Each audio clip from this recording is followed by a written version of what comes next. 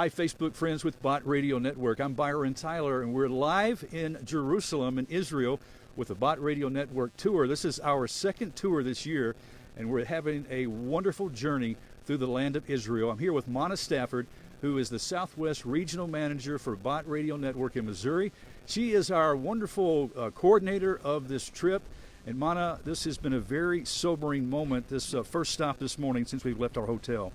Yes, here we are at Yad Vashem, and folks, I know that this is a subject that is very sobering. Our people who are just coming out of the museum have that look about them of having seen something that they knew about but didn't know this much about. And so Yad Vashem is where we learn all about the Holocaust and what it meant and does still mean to the Jewish people. Something that was very touching to me, Manas, I know that it affects everybody differently, I know, but one of the things that was mentioned, a quote I saw, was that we've all heard that 6 million Jews were killed. And he said it wasn't that 6 million Jews were killed. He said there were 6 million murders, and each one was a Jew. Yeah. And that humanizes. When you can dehumanize life, you can do all kinds of atrocity. That's why abortion is so big in America. Yes. But when you value life and realize that God created life, there's value there. Well, we want to talk to some of our Bot Radio Network guests who are touring with us. I think Mr. Stanley is going to come over here. Stanley, come on in. And Stanley, I think you're from Kansas City, and you listen to Bot Radio Network in Kansas. I do. Stanley, as I mentioned, this was very sobering. Tell me about your impressions. What are some things that stood out to you? Well, first of all, I'm very thankful that there's places like this to show that there was definitely a time period when this actually really happened. Yes. One thing that struck me on the inside was the fact that the ladies were separated from the men, and they shaved their heads and just demonized them. I'm sickened with what had happened. And like I said, I'm very thankful that they have places like this where they can be remembered. Yes. And also the destruction of humanity that comes with it. I'll tell you, it's very, very touching. Stanley, thank you so much for those thoughts. And let's see, move on. I think we've got Sherry from Nashville, our Bot Radio Network listener in Nashville. Come over here, Sherry. And this is, again, a very touching time here at the Holocaust Museum. What about for you? Well, you really want to wonder how they could dehumanize these people when they were their relatives, their countrymen, their neighbors, and stuff like that. But I got to think, aren't we still doing this today? Dehumanizing people, their life don't have any value, and we're just repackaging it and calling it something else. Totally. You know, something that I saw, and again, one of the, as you walk through, you'll see interviews of people sharing their stories who survived the Holocaust. And one thing very sobering to me was that at one of the concentration camps, every morning they would have to line up as, I guess, roll call, for detail for the day.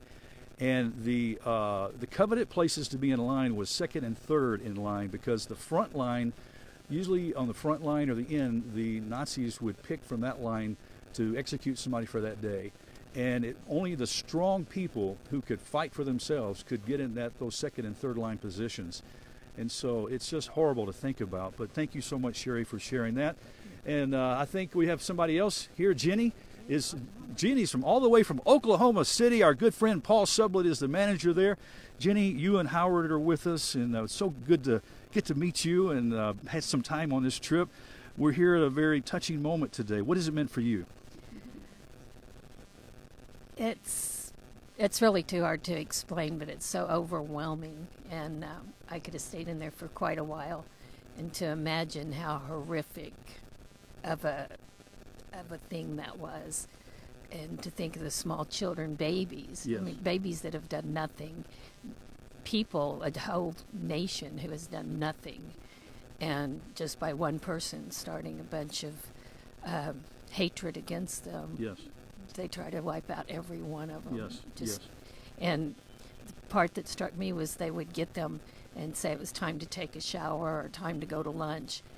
And really, they took them and gassed them. Never come back. Never came back. God bless you, Jenny. Thank you for that. And I think we've got one more story we want to get their comments from. Jeffrey is from Brown Baptist Church. He's been with us. And Jeffrey, I'd really like to get your story, knowing that African American people in America and how they have been treated, civil rights issues and all of that over time.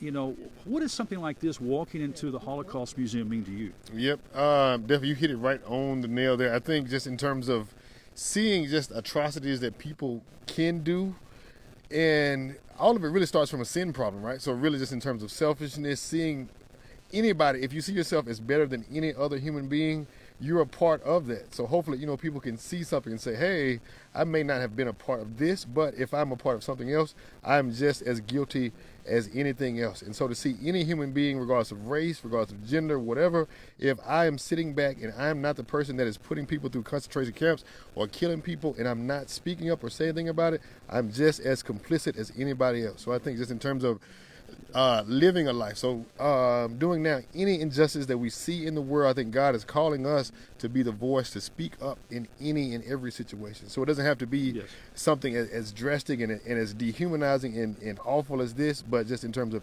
any situation. So, when you think about people standing up, one of the names that comes to mind, you know, it's a movie made by called Schindler's List. Oscar Schindler and his wife Emily.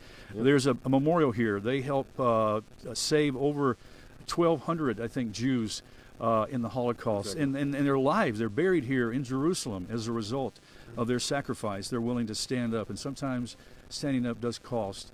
And Jesus said, what better love that a man would lay his life down for a friend? That's true love, isn't it? Exactly. And it makes me think, too, just in terms of, like, what would I do outside of something else? So just thinking about myself, right, because the first nature of us is self-survival, right? But if you look at the numbers, they had more numbers than them. So they could have stood up. And the same thing in slavery, the same way in any situation. But just in terms of, like, we want to protect ourselves, I think it's a natural thing to do. But just in terms of how much am I willing to speak up for somebody who doesn't look like me, who may not act like me, and also who's going through some type of injustice. So I think just in terms of being that first voice, other people will follow along. But can you be the first voice to speak up in situations like this? That's a good word. Thank you tell you what, Jeffrey. Thank you so much. I got Steve is going to be one more because I know everybody was greatly touched, and some are the emotion. Come over here, Steve. Steve is my good buddy from Memphis, Tennessee. I've got to have a Memphis buddy, and he's here. And Steve actually works over at the University of Memphis, has for a long time, does some great work over there, among other things he does. But Steve, what about for you when you go through the museum? What has it meant for you? What's some of the things that stood out to you? It's very saddening. I think it was when they first entered those camps, concentration camps in the military, our military, and the cameramen were so sickened they did not wish to take pictures. And I believe it was MacArthur that made them and said that one day they will deny this ever happened. Yeah. And from what I understand, there are groups now trying to do just that. Yes. And this kind of a place will make you remember how bad humans can be without Jesus. That's totally true. That's a good word. Yeah. Steve, thanks so much for that. Without Jesus. Well, Mana, we continue on our journeys here in Jerusalem now, and what's our next stop? Well, we're going to Bethlehem. Believe it or not, we're actually going to Bethlehem. We're going to have lunch over there. We're going to a fabulous wood carver shop. It's owned by Christians. We're going to have some fun. We're going to spend some money. Hey, I'm looking forward to going. And listen, you can find out more about the next trip going to Israel in May.